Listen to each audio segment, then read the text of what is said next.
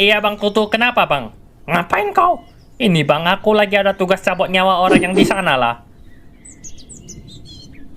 Biar aku bantu kau.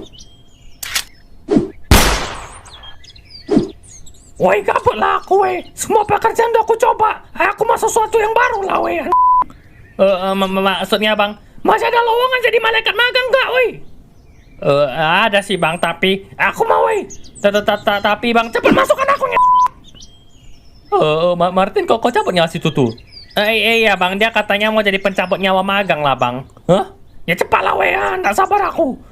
Sorry ya Tutu. Tapi kok nggak bisa kerja di sini? Ngapa pula? Itu oh ya, nggak ada jubah yang cocok sama kau. Itu dia.